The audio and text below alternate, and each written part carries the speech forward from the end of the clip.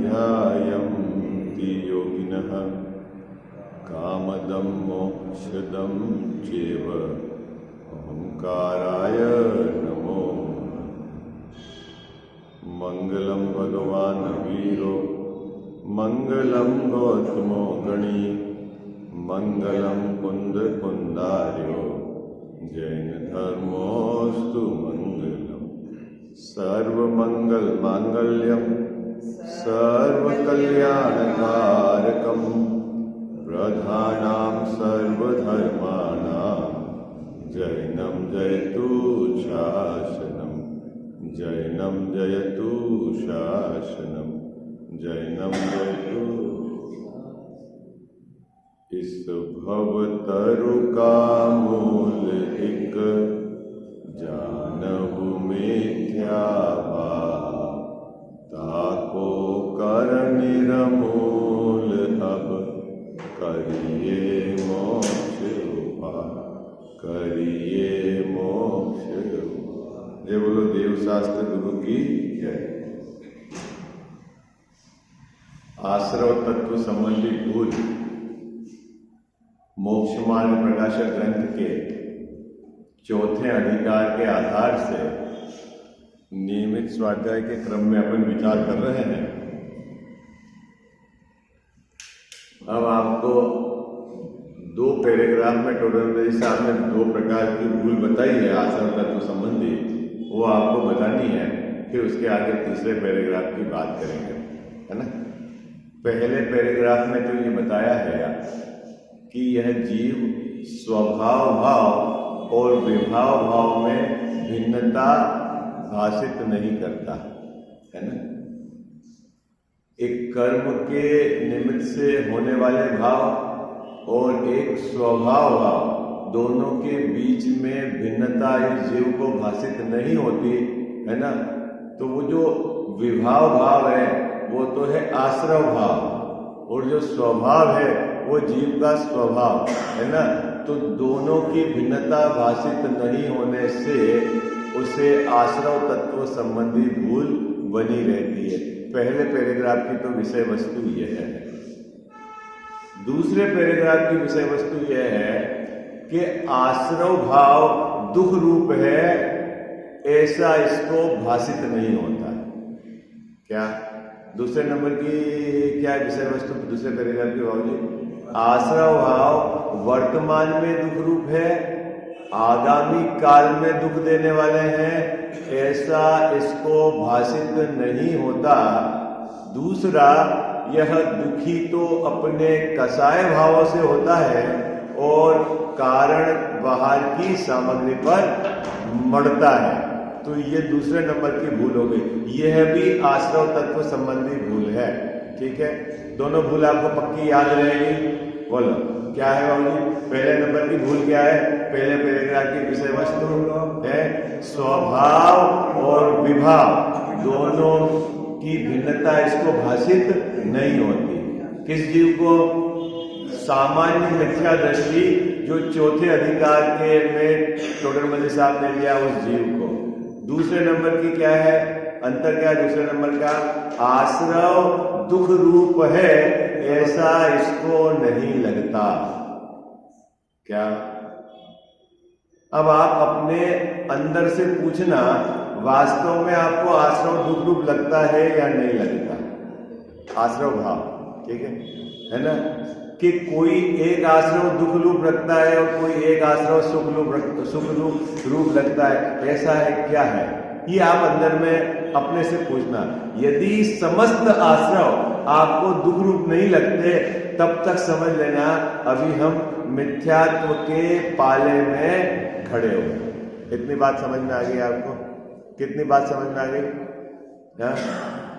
जब तक आपको आश्रव दुख काल गने रे, बुद्धिमंत तिने निर्वैर। ऐसा बोलते हो ना कि आश्रव दुख देने वाले हैं, लेकिन आपको लगते हैं क्या? आपको कमाने का भाव दुख रूप लगता है कि नहीं लगता है? पांच इंद्रिय के विषयों को भोगने का भाव दुख रूप लगता है कि नहीं लगता है, मकान बनाने का भाव दुख रूप लगता है कि नहीं लगता है, बच्चों को पढ़ाने शादी करने का भाव दुख रूप लगता है कि नहीं लगता है, ठीक है, पूजा करने का भाव दुख रूप लगता है कि नहीं लगता है, दान देने का भाव दुख रूप लगता है कि नहीं। यदि दुख रूप नहीं लगते तो समझ लेना अभी आश्रव के संबंध में आपको भूल चल रही। कितनी सरल बात है।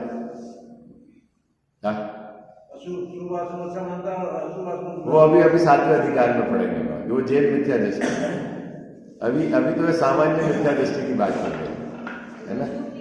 हाँ, सामान्य तो अंतर ही नहीं जानता कसाय भाव और स्वभाव में, ये अभी तो उसके एक ही है। जैन मिथ्या दृष्टि है, वो अंतर जानता है, लेकिन किस प्रकार वो अपनी मर्जी से अंतर करता है वो अपन सातवें अधिकार में पढ़ेंगे, ठीक है। अभी तो चौथे अधिकार में तो क्या हो गए, 2 पैराग्राफ के विषय पक्का हो गया आपका। अब आगे तीसरा पैराग्राफ पढ़े, अंतिम 3 पंक्तियां जो बहुत महत्वपूर्ण है अपने जीवन वर्तमान जीवन में भी डे टू डे काम में आने वाली चीज है। क्या, जब भी जीव दुखी होता है तो अपने कसाय भाव से दुखी होता है और कारण बाहर पे मढ़ता है। इस प्रकार हमारे से गलती नहीं हो जाए, है ना। किस प्रकार की गलती नहीं हो जाए बाबूजी, है कि दुखी तो होता है अपने कसाय भाव से, और कारण किसको गिनता है, बाह्य सामग्री पर। तो वो तो मिथ्या दृष्टि है ही, लेकिन और उसके तो कभी मान लो इस बात तरह सुनने मिला ही नहीं, अपने को तो सुनने और समझने का अवसर मिला है ना। तो हमारे जीवन में भी यदि इस प्रकार की कमी रह जाए तो हमको गहराई से चिंतन करके, बारंबार विचार करके, सावधान रहकर अपने को इस कमी को मेटना है।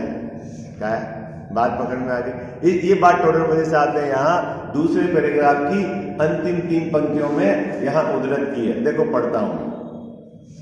जैसे दुखी तो मिथ्या श्रद्धान से होता है, परंतु अपने श्रद्धान के अनुसार जो पदार्थ न प्रवर्ते उसे दुखदायक मानता है। बोलो क्या क्या टेंशन बाबू, बच्चा ऐसा होना चाहिए आपने मान रखा है, अब बच्चा वैसा नहीं हो है तो आप दुखी हो, और कारण किसको गिनते हो, बच्चे को गिनते हो। ये मूर्खता है। दुख का इसे हो रहा है कि बच्चे को अपने अनुसार परिणमन कराने का भाव जो मेरा है वो दुख रूप है। किसको छोड़ना है, किसको छोड़ना है, वो भाव, वो जो दुख रूप भाव है। बच्चा मेरे अनुसार चले तो फिर क्या करें, चलने दे उसको जैसा भी। अरे वो वैसे ही अपने आप चल रहा है, हाँ, उस चक्कर में नहीं पड़ना मैं चला रहा हूं। हाँ, है ये श्रद्धा की बात चल रही है। चारित्र की कमजोरी में राग आए, उसको आप संबोधन दो तो संबोधन देते समय बहुत सावधानी रखनी। बड़े पंडित जी कहते हैं समतामय हो। इसके लिए तो ज्ञानियों ने बहुत बातें कही हैं कि आपके वचन कैसे होने चाहिए, है माने तो ठीक और नहीं माने तो भवितव्य विचार है। अपने को कसाई नहीं करनी, क्योंकि मेरी कसाय मेरे लिए दुख रूप है, मेरे आगामी दुख का कारण है। इतनी बात अपने को अच्छे से समझनी है। क्या, मेरी कसाय वर्तमान में मेरे लिए दुख रूप है, अन्य के भी दुख में निमित्त बन सकती है, लेकिन मेरे लिए तो दुख रूप ही है। तो क्या करें साहब, देखो कमजोरी है अभी हमारी, स्थिरता नहीं है, घर में है तो अपने को मान लो ऐसा राग आ भी गया कहने का, तो सबसे बड़ी सावधानी तो संबोधन समतामय हो। और सामने वाला आपकी बात कब मानेगा, जब वात्सल्य पूर्वक कही गई बात हो। आई बात हो नहीं, और उसके बावजूद भी आपकी तरफ से सब सही हो आप, और फिर भी यदि वो नहीं माने तो भी भवितव्य विचार के उसको छोड़ दो। पकड़ के बैठ गए तो दुखी कौन होगा, ये कहना है। कितनी सरल बात है, बोल कठिन है क्या। अरे ये पंक्तियां समझ में आती कि नहीं आती, हिंदी में लिखी है ना बड़े पंडित साहब ने, समझ में तो आती है। काहे के लिए लिखी है, ये पाठ करने के लिए, बोलो काहे के लिए लिखी है पंक्तियां, पाठ करने के लिए, याद करने के लिए। अरे भैया ये अपने को अंदर में बारंबार विचार करके उतारने के लिए, जब तक ये नहीं समझ में आएगा तब तक ये जीव व्यथित आकुलित होता ही रहेगा। समझ में आ गई बात आपको? सरल है। देखो अब आगे क्या कह रहे हैं, तथा दुखी तो क्रोध से होता है। क्या? गुस्सा आया नौकर पर, उसने शक्कर ढोल दी, तो दुख किससे हुआ? शक्कर ढूली इससे हुआ कि अपने क्रोध से। है? क्या मानता क्या है? मानता क्या है? बिल्कुल नया अभी डिनर सेट लाए थे 2000 रुपए का, और देखो टक्कर मार दी है। कितना परेशान हो गया। एकदम नई गाड़ी थी, किसी ने लाकर अभी स्कूटर लगा दिया है। क्या हुआ? तो दुखी किससे हुआ? दुखी तो स्वयं के राग से होता है, दुखी तो स्वयं के अज्ञान से होता है। और मानता किसको है? हाँ? हाँ? अब आपको सुखी होना है तो क्या करना है? अज्ञान मिटना है। कितना सरल फार्मूला है। जहां से दुखी वहां उसको मिटना है। और ये क्या उपाय करता है? क्या उपाय करता है? बाहर की सामग्री को जोड़ने का उपाय करता है। मकान नहीं है तो मकान बना लो, गाड़ी नहीं है तो गाड़ी ले, सोना नहीं है तो सोना खरीद लो, कपड़े नहीं है तो कपड़े खरीद लो। है? काय के लिए करता है? काय के सुखी होने की करता है। लेकिन उपाय क्या करता है?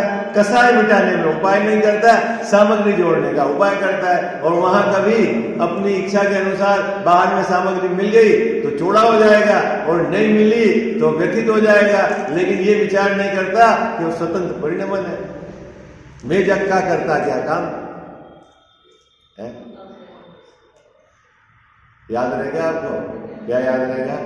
मैं जग का काम करने वाला कौन है? होता जगत, अपने आप परिणमन होने वाली चीज है पूरा जगत। क्या मस्त आनंद हो जाए, गले उतर जाए, आनंद आ जाए है? उसी समय धर्म की विशेषता है ना? क्या वो बोलते ना, चिंतामणि रत्न तो हाथ में लेकर विचार करेंगे तब सामग्री मिलेगी, कल्प वृक्ष के तो नीचे जाके सामग्री मिलेगी, है ना? और धर्म में तो चालू है, इधर आपका चिंतन सही हुआ और इधर आनंद चालू है। मांगने की जरूरत नहीं, बिन चिंते बिन सरल ऐसा है। हाँ? अभी तो चिंतामणि रत्न से भी अनेक गुना कीमती है, लेकिन ये करे तो ना, बात तो ही समझ में आई। हो गई दूसरी बात पक्की। क्या? दुखी तो अपने क्रोध से होता है, और मानता किसको है? बाहर में अन्य को आरोप बढ़ता है। तो आरोप बढ़ता है, असली चोर तो पकड़ा नहीं जाता है। अब असली चोर पकड़ा नहीं जाता है तो बीमारी बनी रही है?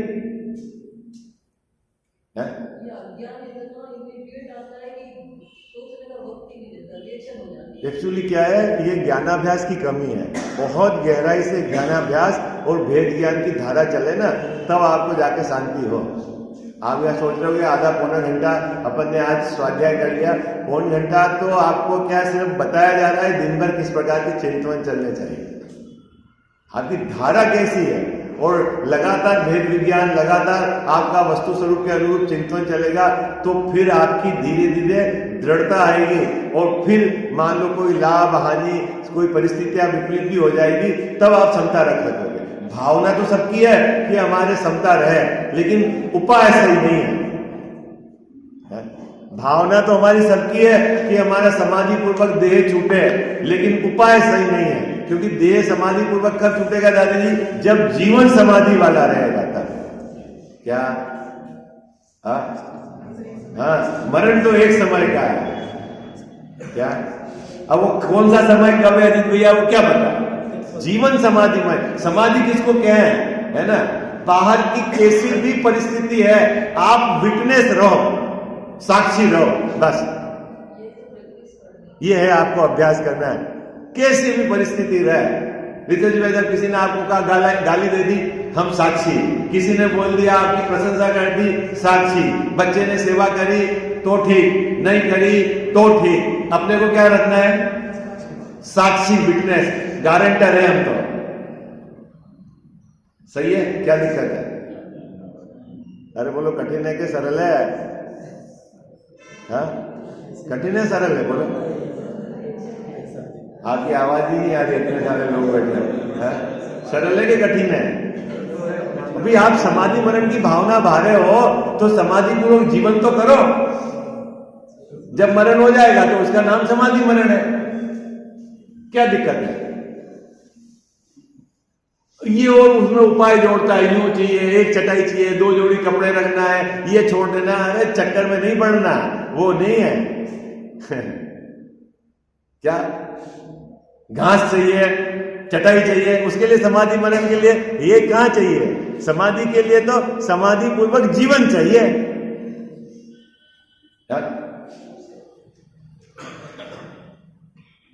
वो बोलते हैं नहीं संस्तर ये समाधि के साधन है। क्या? कौन सा? पूरी पंक्ति क्या है? के साधन है। तो वो समझते संस्तर में अंतिम समय में जो घास जिस पे आके लेट जाते हैं वो कोई समाधि का साधन थोड़ी है। क्या है? परेशान हो और फिर समाधि, फिर चटाई पे रहे हो कि घास पे रहे हो, उससे क्या फर्क पड़ता है? लेकिन वो कोई अपेक्षा है, ज्ञानी धर्मात्मा इस प्रकार की लेकिन उनकी अंदर की जो प्रवृत्ति है साम्य भाव की, उसको पकड़ो आप। वो सब बाहर की क्रिया है। आप बोलते हैं ना वहां, क्या बोलते हैं? अर्घा उतारण असी प्रहारण है। आप उनके लिए अष्टदेव से अर्घ उतारो, चाहे कोई उन पर उपसर्ग करे, दोनों परिस्थिति में उनके परिणाम दोनों के लिए एक जैसे हैं। वो है समाधि है। वो चटाई और घास समाधि का साधन नहीं है। बात पकड़ में आ गई आपको? है? अपने को सबको समाधि मरण करना है कि नहीं करना है? भावना है कि नहीं है? है ना? है तो फिर तैयारी क्या करनी दादी जी? कितनी साड़ी रखनी, कितने गहने रखने, बच्चों को पहले बांट देना कि बाद में बांटना? अरे ये तो सब बात की बात है। कमजोर है यदि राग तो पहले बांट दो, मजबूत हो तो बाद में बांटो। है देदा, अगर आपके पास रखा हुआ लोकर पे सोना आपको परेशान कर रहा है तो पहले बांट दो। है फिर बाद में बुढ़ापे में सेवा होगी कि नहीं होगी? फिर आप समाधि नहीं होगी। सेवा कैसे होगी? बोलो, सोने से होगी? किससे होगी? है अपने पुण्य से होगी सेवा। मानते हो ऐसा? बोल रहे हो सब ऐसे? बिल्कुल पंडित हो गए ना सब, पढ़ गए बन लो। लेकिन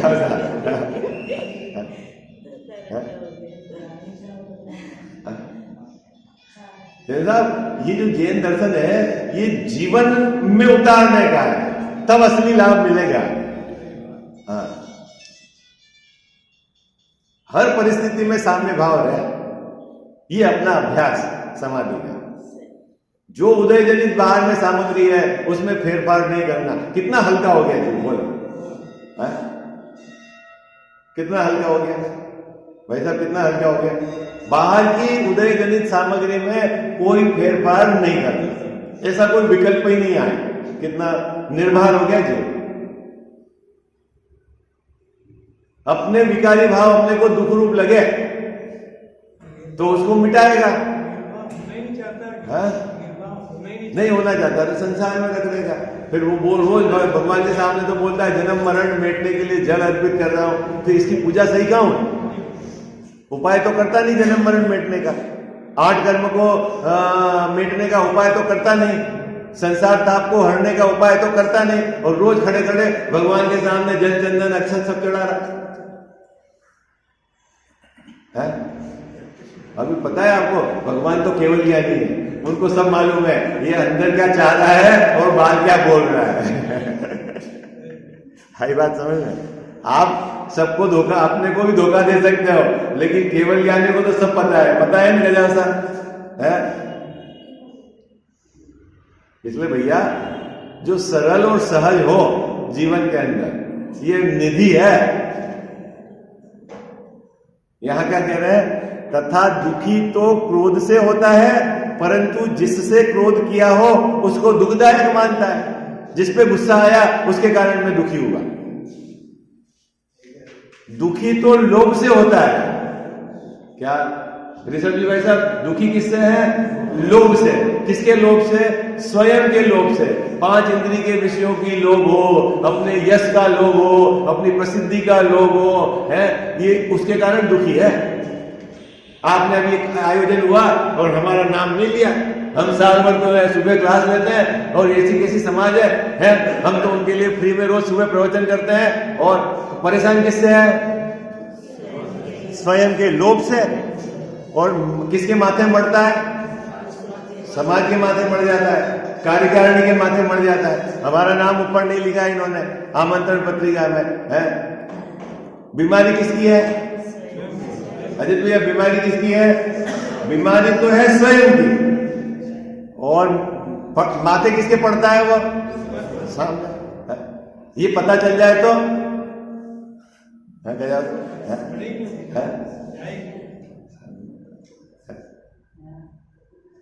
दुखी तो होता है लोभ से, परंतु इष्ट वस्तु की अप्राप्ति को दुखदायक मानता है। इसी प्रकार अन्यत्र जानना। 3 जगह टोडरमल्ली साहब ने 3 कसाय के आधार से उदाहरण दे दिए, मिथ्यात्व, क्रोध और लोभ। बाकी आप सभी कसाय में घटा लेना, ऐसा कह रहे हैं टोडरमल्ली। जब भी जीव दुखी होता है, कसाय भाव से दुखी होता है। और ये कसाय मिटाने का उपाय नहीं करता, बाहर में संयोगों को हेरा फेरी करने का उपाय करता है। ये है इसे। क्या कौन करता है ऐसा उपाय? ऋतु भाभी जी? हाँ, मैं 24 घंटे सुखी होने के लिए मैं क्या कर रहा हूं? बोलो, ईमानदारी से बताना। आपकी लिस्ट है सुखी होने के लिए। बच्चा पढ़ जाएगा तो सुखी हो जाऊंगा, उसका ब्याह हो जाएगा तो सुखी हो जाऊंगा, है। नहीं होगा तो ये ऐसा हो जाएगा तो सुखी हो जाऊंगा, है। रिटायर हो जाऊंगा तो सुखी हो जाऊंगा, है। कहां से सुखी, कहां से हो जाएगा? अरे कसाई मिटेगी तो सुखी हो जाऊंगा। बात को है।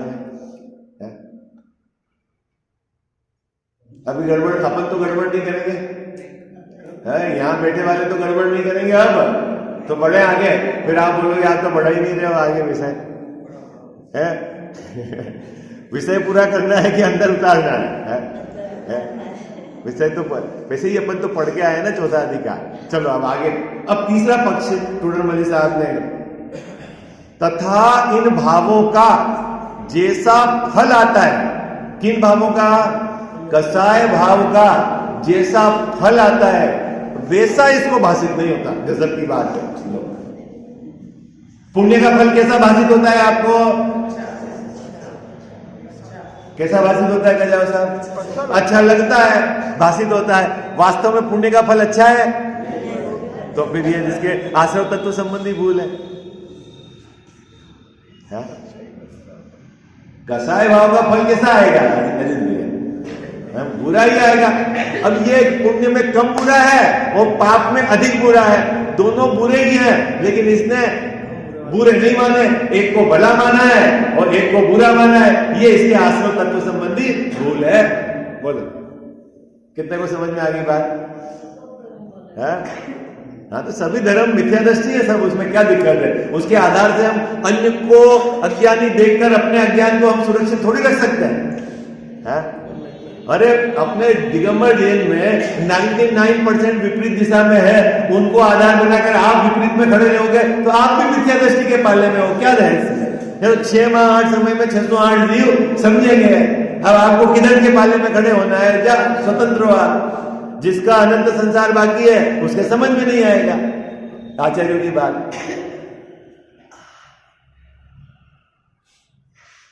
कौन सीधी बात समझ में नहीं आ रही? अब 5वां काल है, अब 5वें काल में क्या प्रॉब्लम है? बोले समझ में क्या दिक्कत है? सब लोग ऐसा ही करते हैं, उससे क्या लेना देना है? क्या गजा ऐसा? आजकल तो त्यागी वृत्ति भी ऐसे ही हो गए, उससे तेरा क्या लेना देना है? ये सब जो कारण है ना, हमारे पिताजी भी ऐसा ही करते आए थे। ये सब आपको है ना, ये अंदर से मिथ्यात्व राजा नचा रहा है आपको। कौन नचा रहा है? ये अंदर हमारा मिथ्यात्व नचा रहा है, आपको सही उपाय नहीं करने दे रहा। क्या कह रहे हैं यहां?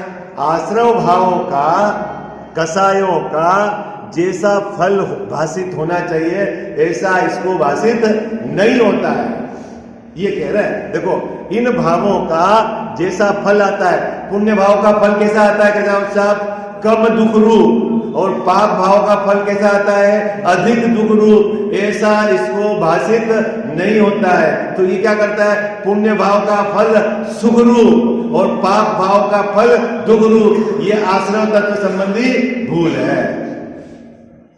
बोल कनक भाई, समझ में आया? आगे तो दुकान पे 5,000 आइटम है, सबकी कीमत याद रहती कि नहीं आपको है?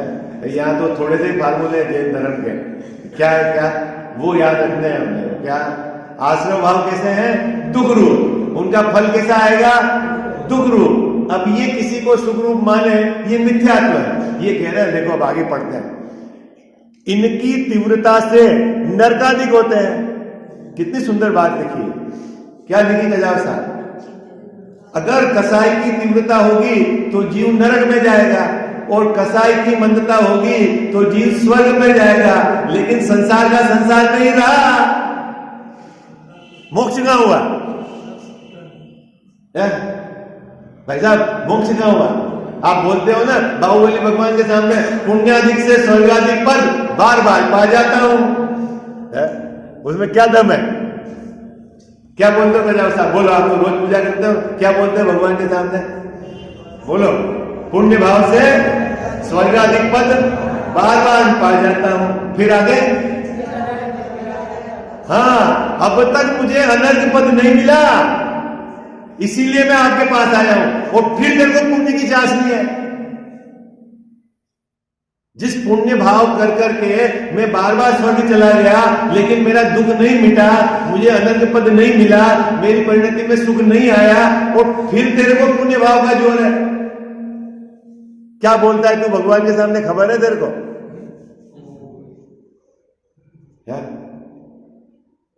यहां क्या कह रहे हैं, क्या कह रहे हैं टोडर मिले साहब, पाप भाव यानी कसाई की तीव्रता से नरक मिलेंगे, वो तो दुख रूप है ना भैया, नरक तो दुख रूप है ना। एक क्या है वहां पर, क्या छेदन भेदन भूख प्यास है, तो दुख रूप है। और स्वर्ग में जाएंगे तो कल्प वृक्ष है, वो कैसे है, वो कैसे है, शरीर में रोग नहीं है, कंचन जैसी काया है, कैसा है जैसा स्वर्ग, बोलो बोलो, कैसा है, सुख रूप है कि दुख रूप है, बोलो ना। हाँ जी अन्ना जी, है ऋषि भाई साहब कैसा है? दुख, अगर वो सुख रूप लग रहा है तो फिर आश्रव तत्व संबंधी भूल है। ये बात यहां समझा जाए। देखो क्या कह रहे हैं, इनकी तीव्रता से नरकादिक होते हैं तथा मंदता से स्वर्गादिक होते हैं। वहां अधिक और कम आकुलता होती है। क्या खजान साहब, क्या होती है वहां, है में अधिक आकुलता होती है। हाँ, नरकों में अधिक और स्वर्गों में कम, लेकिन होती क्या है, आकुलता होती है। ये तेरे को पता है कि नहीं? तू क्या मानता है कि स्वर्ग में सुख आ गया है? बोलता तो ऐसे भगवान के सामने, विषय चाह दावानल दयो है। क्या करा तेने स्वर्ग में, बता तो सही। सागरों आयु में क्या करा तेने, क्या करा गजाव साहब? सागरों आयु रही स्वर्ग की, तो किया क्या, विषय चाह। और विषय चाह को क्या बोला, दावानल, वन में लगी हुई अग्नि के समान जलता रहा है। जिनका सामग्री तो थी, शरीर भी स्वस्थ था, लेकिन तू परेशान था। क्या महल है, क्या शरीर स्वस्थ है, और फिर वहां पे जो देवियां हैं वो सब आज्ञानुसारी है, एक से एक सुंदर है, सब था, लेकिन तू परेशान था। इसका मतलब क्या है, बाहर की सामग्री से सुख नहीं आता। बोलो है, कितने को समझ में आ गई? कठिन तो नहीं है। मैं तो आपको जो याद है वही पंक्तियां दोहरा रहा हूं, है ना? बोलो, यही बोलते हो ना आप? हाँ, लेकिन विचार नहीं करते हम रुक के, अपने तो ऐसी धमाधम भागता हुआ मंदिर आएगा और सीढ़ी चढ़ी नहीं, ओम जय जय निश्चय निश्चय नमोस्तु, हो सकता है एक आधा अर्घ भी सीढ़ी पे ही हो जाएगा इसका। क्या भाई, शांति से विचार तो कर। जितने समय तू निवृत्ति लेके आया है, पंचपरमेष्ठी भगवंत के सामने आकर उन्होंने जो वस्तु स्वरूप बताया है उसके सामने, वो उनकी साक्षी में विचार तो कर। समझ में आ गया? तीसरे पैराग्राफ की विषय वस्तु क्या है? विषय वस्तु तीसरे पैराग्राफ की, कसाय का फल दुख रूपी ही होता है। कोई कसाय का कम दुख रूप, किसी कसाय का अधिक दुख रूप, लेकिन मुझे ऐसा भाव भाषित नहीं होता। वो मेरा मिथ्या दर्शन है, वो आश्रव तत्व संबंधी भूल है। बोलो क्या क्या दिक्कत है कजावत साहब? बोलो, इस पैराग्राफ में कितना स्पष्ट लिखा हुआ है? जिनवाणी में कोई दिक्कत नहीं है। दिक्कत तो अपने में ही है। सही बात कही उन्होंने। अब मिटा, अब वो जिनवाणी में हेरफेर करने लग गया है। अब जहां मिटाना है, करेक्शन करना है, वहां करेक्शन नहीं करने लगा। पुण्य पाप सब नाश करी, अब बोलते हैं पाप पुण्य सब नाश करी, करेक्शन करने लग गया। पुण्य को नाश नहीं करना है, पाप और पुण्य नाश करना है। देखो तो सही कैसा जीव हो गया है। कहां मिटाएगा?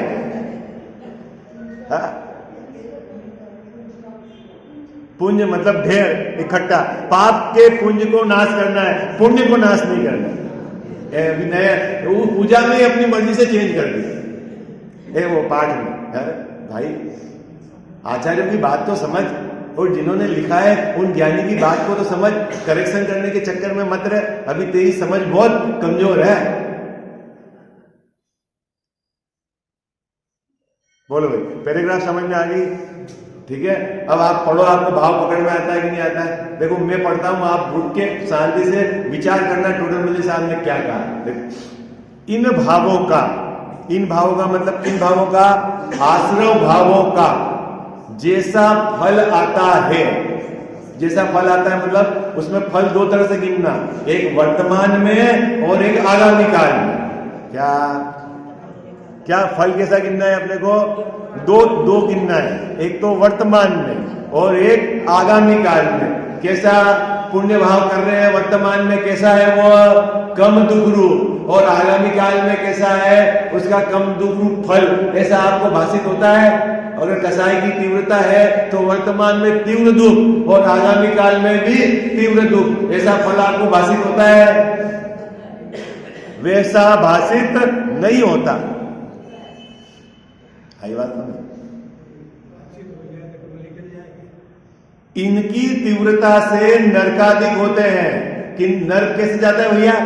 कसाई की तीव्रता से नर्क जाता है, और कसाई की मंदता से स्वर्ग जाता है। वहां अधिक कम, नरकों में अधिक आकुलता है और स्वर्गों में कम आकुलता है। ऐसा भाषित नहीं होता। किसको भाषित नहीं होता? किसको भाषित नहीं होता? इस अधिकार का जो मिथ्या दृष्टि है उसको भाषित नहीं होता है? नहीं।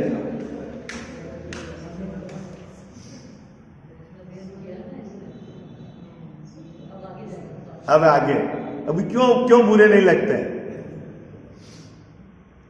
क्या कहते हैं कजाव साहब? ये अभी ये जो एक पंक्ति लिखी ना टोडरमल साहब ने, वो इतनी जबरदस्त है कि नौकर ने गिलास फोड़ा और आपको तेज गुस्सा आया, है ना? वो सामने वाले ने गाली दी और आपको तेज गुस्सा आया, आपने उसको पीट दिया और उसको बुरा भाषित नहीं होता।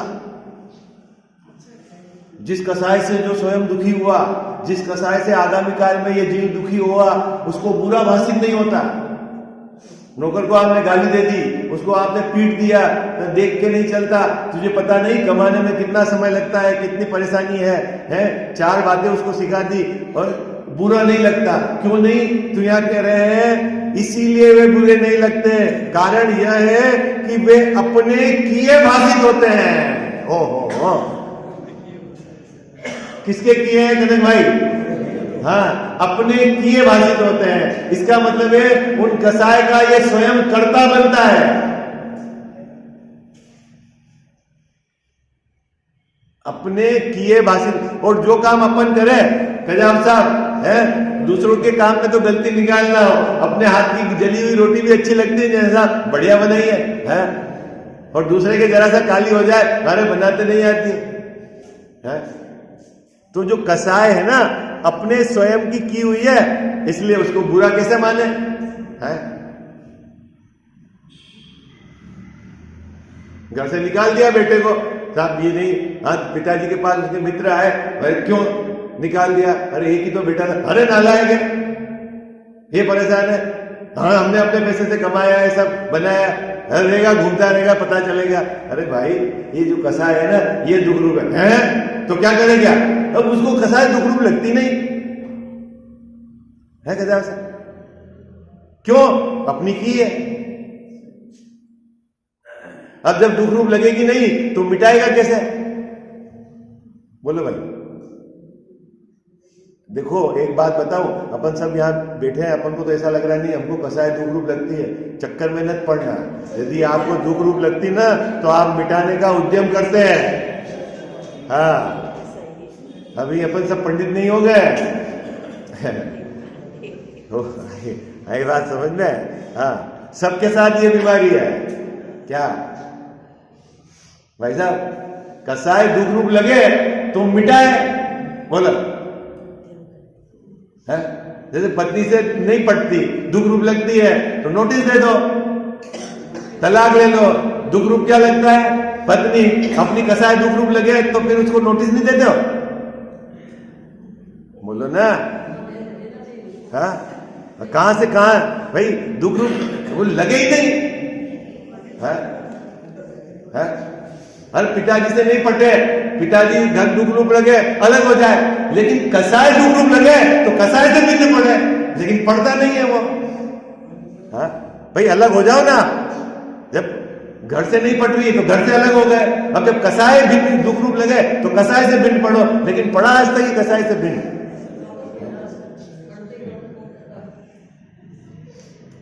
लगे तब ना। अरे 3 मिनट ज्यादा ले लिया। चलो अभी आप कल अपन 7वें अधिकार के आधार से चलेंगे, है ना? ये हो गया अपना चौथे अधिकार के आधार से चर्चा। आज थोड़ा कहा, अधिक समझना, विशेष विचार करना। जिनवाणी जग मैया जन्म दुख मेट दो, जिनवाणी जग मैया जन्म दुख मेट दो, जन्म दुख मेट दो, मरण दुख मेट दो, जन्म दुख मेट दो, मरण दुख मेट दो, जिनवाणी जग मैया जन्म दुख मेट दो। बहुत दिनों से भटक रहा हूँ, ज्ञान बिना है मैया, निर्मल ज्ञान प्रदान सुकर दो, तू ही सच्ची मैया।